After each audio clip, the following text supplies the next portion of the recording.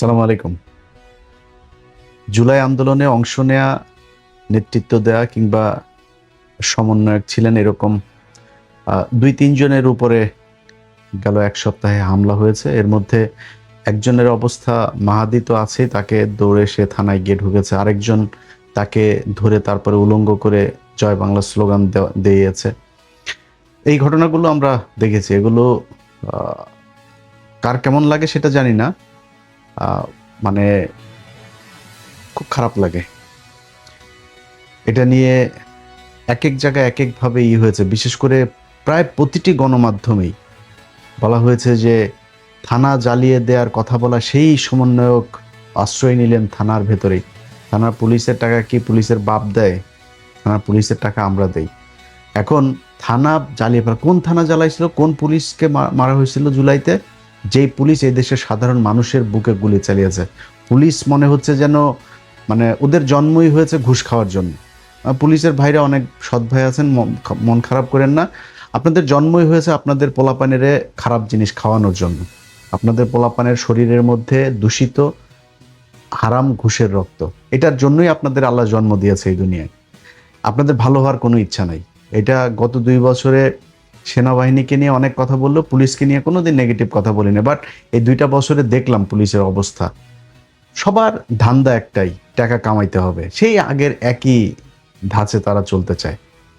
তো আপনাদের এইখানে যারা জুলাই আন্দোলনে দোসর হয়ে কাজ করেছে, হাসিনার খুব কাছাকাছি ছিল, যাদের বিরুদ্ধে হত্যা মামলা হয়েছে, একাধিক হত্যা মামলা, তাদের কারোর বিরুদ্ধে পুলিশ ব্যবস্থা নিচ্ছে না। সব ভালো মানুষ তারা। তো এগুলো আমরা দেখব। অনেকগুলো নাম তো আছে আমাদের কাছে। সেগুলোর ব্যাপারে যদি চূড়ান্ত পুলিশ যদি মানে কোনো পদক্ষেপ নেয় তাদেরকে বাঁচানোর জন্য, সেক্ষেত্রে তো আমাদেরও সেই পুলিশের ব্যাপারে সেরকম পদক্ষেপই নিতে হবে। তো এখন বলা হলো যে পুলিশের থানা পুড়িয়ে ফেলা, সে থানা তো বাংলাদেশে ১টা ২টা পোড়ায় নাই। খালি মাহাদির ওইখানেই থানা পোড়ায় নাই, সারা বাংলাদেশই থানা পোড়ানো হয়েছিল। তো সেটা কি অপরাধ ছিল? এই বিপ্লবটা কি তাহলে মিথ্যা ছিল? এখন এই মুহূর্তে এই জিনিসটাকে হাস্যকর একটা জিনিস বানিয়ে ফেলা হয়েছে। মানে জুলাইয়ের এদেরকে নিয়ে দেখেন আপনি সোশ্যাল মিডিয়াতেও মানে আওয়ামী লীগের লোকজন তো আছেই, তারা ব্যাপক আকারে মজা নিচ্ছে এগুলো নিয়ে। প্রশ্ন হইল এই দায়টা কার? আমি আজকে থেকে ১ বছর আগে একটা কথা বলেছিলাম যে এই সমন্বয়করা রাস্তাঘাটে, এই যারা ছাত্র নেতা আছে রাস্তাঘাটে পেটুনি খাবে। আজকে শুরু হয়েছে কিনা? ছাত্রদের এতগুলো মানুষের রক্ত বিক্রি করে যারা নিজেদের পকেট গুছিয়েছে, এরা নাকি এদের কিছুই নাই। তোর বাইনারি অ্যাকাউন্টটা, তোর ক্রিপ্টো কয় টাকা আছে ওইটা আমাদের দেখাইস, তাইলে বুঝবো যে কার কয় টাকা আছে বা নাই। তো টাকা পয়সা তো সব ক্রিপ্টোতে ইনভেস্ট করা হয়েছে, যে কারণে বাংলাদেশে এখন এটা দেখা যাবে না। এখন এই সমন্বয়ক বা মানে সবচেয়ে উপরে যে নেতারা আছে, আমি খুব অবাক হয়ে দেখলাম এই গেল ২-৩ দিনে যে ঘটনাগুলো, আরে ভাই এটা নিয়ে তো দেশে তুল কালাম বাঁধায় ফেলার কথা। বিশেষ করে এনসিপি, তাদের কোনো প্রতিক্রিয়া নাই। অ্যাজ ইফ যে এটা খুব স্বাভাবিক একটা ব্যাপার, তাদের কেউ না, তারা ভালো আছে, তারা কেউ কেউ এমপি হয়েছে, কেউ কেউ সামনে মন্ত্রী টন্ত্রীও হইতে পারে। তো ওনারা খুব ভালো, ওনাদের আর অন্য কোনো সমস্যা নেই। যারা জীবন দিয়ে ওনাদেরকে এখানে বসাইলো তাদের কোনো খোঁজ খবর নাই। এটা আজকে থেকে না, আমাদের সাথে আজকের এই এনসিপি বলেন, ডক্টর ইউনূস বলেন, ডক্টর ইউনূস আপনারে নিয়ে এখন এই যে দিনে ৩টা ৪টা করেও কোনো কোনো পত্রিকা নিউজ করে না, ন্যাংটা বানায় ফেলতেছে। এটা আমাদের দেখলেও খারাপ লাগে। আপনি আপনার বাপ চিনতে ভুলে গেছেন। আপনার আসল বাপ কারা, আপনারা আসলে আপনার পক্ষে কারা, এটা আপনি মূল্যায়নও করেন নাই, এটা আপনি বুঝেনও নাই, বুঝতে পারেনও নাই। যাদেরকে সুযোগ সুবিধা দিয়ে আব্বা ডেকে তারপরে আমরা যাদের বিরুদ্ধে কাজ করতে গিয়েছি, যেই সব সাংবাদিকদের বিরুদ্ধে আমরা বাই নেমে পোস্ট করেছি, তাদের বিরুদ্ধে আপনারা পদক্ষেপ নেন নাই, তাদেরকে বসিয়ে রেখেছেন। তারাই এখন আপনাকে সবল দিচ্ছে। আপনার বাপ না তারা, সে বাপরা এখন আচরণ কি করে ওইটা বুঝতে পারবেন। আমরা কিন্তু এমন কিছু বলি না, আপনারা কিন্তু চুপ আপনার ব্যাপারে। এখন আমরা মজা নিচ্ছি। যারা আপনারা নিয়ে বলে না, তাদেরকে নিয়ে সরান নাই। তখন আপনারা নাম দিয়েছিলেন মব সৃষ্টি করা হচ্ছে। সেই মব আজকে দেশে নাই। আপনাদের সকল যে মব সেটা নাই। এখন প্রতিদিন রেপ হয়, প্রতিদিন মানুষ খুন হয়, প্রতিদিন চাঁদাবাজি হয়, সব কিছুই হচ্ছে, কিন্তু মব কিন্তু দেশে নাই। এখন আজকে কারা করে? আজকে ইলিয়াস, পিনাকি, কনকি কই ওনাদের তো কোনো লোকজন তো এখন আর রাস্তায় নাই। এখন মবটা কারা করে? এখন এগুলো মারামারি, এই হত্যা, ধর্ষণ, লুটপাট, চাঁদাবাজি প্রতিদিন চলছে। এগুলো কারা করে? আমরা করি। এই ইউনূস, তার আশপাশের লোকজন, এমনকি এই ছাত্রদের ভেতরেও কেউ কেউ তারা সুশীল সেজে গিয়েছিল, সাদা সাদা পাঞ্জাবি গায়ে দিয়ে বিশাল রাজনৈতিক নেতা হয়ে গেছে। পাছার চামড়া বাবা থাকবে না। তোমরা যেইখানে যেইখানে কাজ করা দরকার, একটা জায়গার মধ্যে তাদেরকে আমরা কোনো জায়গায় পাইনি। এই যে বিডিআরের লোকগুলোর ব্যাপারে কতদিন নাম ধরে আর বললাম না, কতদিন এই কেন্দ্রীয় এই এনসিপির এই পোলাপানগুলোরে বলছি যে ভাই ওইখানে ওদের একটা হবে, একটু যায় অ্যাটেন্ড করেন। আরে ভাই কিছু না হইলেও তো সারা বাংলাদেশে 18,000 বিডিআর, এই বিডিআরের 18,000 বউ বাচ্চা ছেলে মেয়ে সহ আরো 5 গুণ লোক তোদের সাথে থাকতো না? 18,000 সব ট্রেন লোকজন, এই ট্রেন লোকগুলি তো তোদের একটা বিশাল অ্যাসেট হইতে পারতো। তারা তাদের জন্য সময় নাই, এইখানে খাইতে যাবে, ওইখানে খাইতে যাবে, ওর কাছ থেকে টাকা আনবে, অমুক বিল্ডিং এর মধ্যে টাকা পাওয়া গেছে ভাগাভাগি করতে হবে, অমুক জায়গায় অমুকের তদবির করতে হবে। ওনাদের এগুলো নিয়ে ভীষণ ব্যস্ত। না একটা আলেম, না একটা বিডিআর, না দেশের কোনো একটা প্রয়োজনে কোনো জায়গায় স্বৈরাচার মুক্ত করা কোনো জায়গায় তারা ছিল না। তারা সুশীল হয়ে গেল অল্প কয়দিনে। মব, ইউনূসের দিয়া নাম দেওয়া হইলো মব। আজকে ওই যে ওরা নাম দিয়েছে ডাস্টবিন শফিক। ডাস্টবিন শফিক তুমি কোথায়? তোমার এখন লন্ডনে গেলেও পেদাবে, স্পেনে গেলেও পেদাবে, আমেরিকায় গেলেও পেদাবে। আমরা কিন্তু এগুলো সামাল দিতে দিতে আমরা এখন ট্রেন আপ হয়ে গেছি। আমরা জানি যে আমাদের কেমনে একা চলতে হয়। আমাদের আল্লাহর রহমতে আমরা ওইভাবে চলি। তোমাদের রাস্তাঘাটে যেইখানে সবার সাথে তোমাদের মানে যাদের রেখে আসছো তারাও তোমারে বাঁচাবে না, আবার যাদেরকে নিয়ে তাড়াইছো তারাও কিন্তু তোমারে মানে যেখানে পাবে সেখানে মোটামুটি আপ্যায়ন করার জন্য প্রস্তুত আছে। তারা আমাদেরকে বলছিল মব। আমরা কি করতে চাইছিলাম এই বাংলাদেশে? আপনারা 1.5টা বছর একটা সরকার পরিচালনা করলেন, যেই জুলাই আপনাদেরকে ক্ষমতায় বসালো ডক্টর ইউনূস, তুমি জীবনে মেম্বারও হইতে পারবে না বাংলাদেশে। নির্বাচন করে আপনি মেম্বার হইতে পারবেন না। আপনার আমি চ্যালেঞ্জ করলাম। আপনাকে বাংলাদেশের সর্বোচ্চ চেয়ারে বসানো হয়েছিল এই জুলাইয়ের রক্তের বিনিময়ে। সেই জুলাইয়ের আপনি একটা জাদুঘর, আরে ভাই যা পেয়েছেন ওইটা নিয়ে আপনি বসায় দেন। জাদুঘরটা আপনি উদ্বোধন করে আসতে পারেন নাই, সময় নেই আপনার। গ্রামীণ বিশ্ববিদ্যালয়, গ্রামীণ এই গ্রামীণ ওই সব কিছু সময় ছিল, শুধু জুলাইয়ের এই জাদুঘরটা আপনি উদ্বোধন করতে পারেন নাই। জুলাইয়ের সনদ নিয়ে ওনাদের এখন কত মাথা ব্যথা। বিএনপি সনদ চায় না, বিএনপি এই করে না। এনসিপি নির্বাচনের পরে আইসা তারপরে সনদের মধ্যে আপনার স্বাক্ষর করে, এই স্বাক্ষর করার সময় নেই, তাদের সময় নেই ভাই। যেইখানে আনতে হবে টাকা ওইখান থেকে টাকা আনতে হবে। এইখানে যে ধান্দাবাজির কোনো মানে এর কোনো মানে সীমানা নাই, এইভাবে তারা লুটপাট ধান্দাবাজি করেছে। আজকে তাদের লোকজন এইভাবে যায় তারপরে বিভিন্ন জায়গায় মার খায়। তারা মনে করছে যে এইভাবে বোধহয় অন্য মানুষ মার খেলে আমাদের সমস্যা কি, আমরা এমপি টেমপি আসি, আমরা তো সাদা পাঞ্জাবি পরে এখন সুশীল হয়ে গিয়েছি। এইটার সব শেষ পরিণতির জন্য প্রস্তুত থাকেন। কারণ আপনি মনে করেন না যে আজকে তার ওই আপনার মাহাদির উপরে হামলা হয়েছে বলে আপনি নিরাপদ, এটা মনে করার কোনো কারণে। আপনি যতই আওয়ামী লীগের লোকজনরে নিয়ে আপনি করেন, আওয়ামী লীগের লোকজনের টাকা পয়সা নিয়ে আপনি চলেন, আওয়ামী লীগের লোকজনের আপন মনে করেন, এই দেশে যদি কোনোদিন আওয়ামী লীগ আসে তাইলে সেদিন আপনার পিঠের চামড়া, পেটের চামড়া, নিচের চামড়া টামড়া কোনো কিছু থাকবে না, একদম ঝুলাই ফেলবে আওয়ামী লীগ বাংলাদেশে ঢুকে। সো এইটা আপনারে মাথায় রাখতে হবে যে আপনার মূল শত্রু কারা, আপনি কাদেরকে ক্ষমতায় বসায় তারপর আপনি নেতা হয়েছেন, কোন আন্দোলনটার কারণে আপনি আজকে নেতা, সেটা আপনার মাথায় রাখা উচিত। আমি বারবার এদের সাথে আমার যতবারই এই বিষয় নিয়ে কথা হয়েছে আমি বারবার বলছি, ভাই আপনাদের রাজনৈতিক দল গঠন করতে হবে কেন? কোনো রাজনৈতিক দল না, 5 তারিখের একটা আন্দোলন, আপনি রাজপুত্র, সারা জীবন বাংলাদেশের রাজপুত্র হয়ে থাকবেন। কোনো জায়গায় কোনো সমস্যা হবে আপনি গিয়ে দাঁড়াবেন, আপনার লোকজন নিয়ে দাঁড়াবেন যে এখানে এটা হইতে পারবে না। আপনার মারামারি করার দরকার নেই, কাউরে মারার দরকার নেই, আইন হাতে তুলে নেওয়ার দরকার নেই। আপনি যা বলবেন, আমি এখানে জনগণের পাশে আছি, আজকে গ্যাসের দাম বাড়াচ্ছে, আমি জনগণের পাশে আছি, আমি জনগণের হয়ে এই কথাটা বলবো। ও একটা জায়গায় একটা সাধারণ মানুষকে মারছে, আপনি যা বলবেন, ভাই এই মানুষটাকে মারা যাবে না, এটা অন্যায়। আপনি এইভাবে থাকতে পারতেন সারা জীবন। 5 তারিখে তো আপনার কোনো সংগঠন ছিল না, ওরা বলছিল কয় ভাই সংগঠন না হইলে তো আমরা করতে পারবো না। 5 তারিখে আপনাদের কোথায় সংগঠন ছিল? 5 তারিখে এই দেশের মানুষ আপনাদেরকে নেতৃত্ব দেয় নাই, আপনাদের পেছনে মানুষ এসে জীবন দেয় নাই, আপনাদের কথায় এই দেশের সারা দেশের মানুষ উঠে বসে নাই? করছে তো সব কিছু। কিন্তু আপনি এখন রাজনীতি করতে আইসা যা কিছু এই গত জুলাইয়ের আন্দোলনে যেটা অ্যাচিভ করেছিলেন তার পুরোটা হারিয়েছেন। এই শরীফ ওসমান হাদি মারা গিয়েছে না?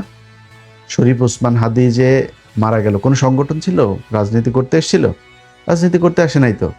রাজনীতি করতে না এসে সে কি করলো?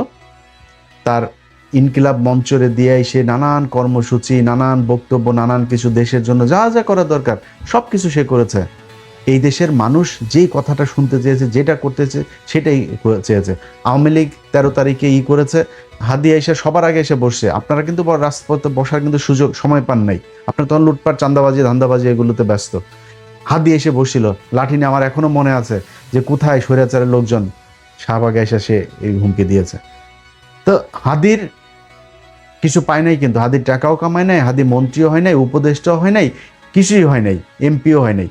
কিন্তু হাদি যেটা হয়েছে, আপনারা সবগুলো সমন্বয়ক মিলেও যদি এখন মারা যান না, মারামারি পাতলা পায়খানা হয়ে মারেন আর যুদ্ধ করে মারেন, যেমনি মরেন, হাদির সম্মান কিন্তু আপনি পাবেন না। আর আজকে মার খাইলে যেমন হাহা রিয়েক্টের বন্যায় যেমন ভাসছেন না, আপনি এই মারা গেলে এই একই অবস্থাই হবে। সো আপনাদের জুলাইকে হাস্যকর বানিয়ে ফেলা হয়েছে। আপনারা শাওন আজকে বলে যে জুলাইয়ের এটারে নিয়ে হাস্যরস করে, জুলাইয়ের একটা স্তম্ভের মধ্যে আগুন দিয়েছে সেটারে নিয়ে করে সে এই তার ফেসবুক অ্যাকাউন্টের মধ্যে সে পোস্ট করে, ডাইরেক্ট ওপেনে এই দেশে করার সুযোগ পায়। আপনি কথা বলেছেন, আপনারা একটা বিষয় নিয়ে কথা বলে দেখেন তো তার পরের দিন পারে কিনা। এখন কিছু কিছু লোকজন সাংবাদিক পরিচয় দিয়ে তারপরে টকশোতে যায় সরাসরি হাসিনার পক্ষ হয়ে কথা বলছে। আপনাদের মুখে জবান নেই, আপনারা এখন চুচিল। আপনাদের মতো এরকম বালের চুচিল বাংলাদেশে বহুত আছে। সেই চুচিলদের মানুষ হুটকিও মারে না, বুঝেন না? আপনারও হুটকি মারবেও না। মনে করেন যে এই অলরেডি শুরু হয়ে গিয়েছে। এই যেগুলো দেখছেন না, এই ওয়েবটা যখন আরেকটু ঘন হয়ে, ভারী হয়ে, শক্তিশালী হয়ে আসবে, সেটা আপনার ঘাড়ে গায়ে লাগবে এবং সেটার জন্য আপনি প্রস্তুত থাকেন। হাদিরে নেতা হইতে আপনার মতো এরকম বিশাল বালের এমপি হইতে হয় নাই, নির্বাচনও করতে হয় নাই। হাদি বাংলাদেশের জাতীয় নেতা, কাজী নজরুল ইসলামের পাশে তার কবর হয়েছে। এই সৌভাগ্য নিয়ে আমি আপনি জন্ম নেই, যেটা হাদিকে আল্লাহ দিয়েছে। হাদির এটার জন্য কোনো কিছু 1 টাকাও চাঁদাবাজি করতে হয় নাই। অতএব আজকের এই ঘটনার জন্য আপনি দায়ী, আপনারা দায়ী। এবং আমি যেটা সব শেষ বলতে চাই, যদি নাকি মনে করেন এই পরিস্থিতি থেকে বের হইতে চান এবং এইটা মনে করেন যে আর না ঘটুক, আপনাদের উপরে এই ধরনের কোনো আঘাত না আসুক, এটা যদি মনে করেন, তাহলে একদম গোড়ায় হাত দিতে হবে। এখনো কারা কারা কোন কোন জায়গায় আছে, এখনো আপনারা যদি একটা কথা বলেন, সেই কথাটা এই দেশের সরকার মানতে বাধ্য।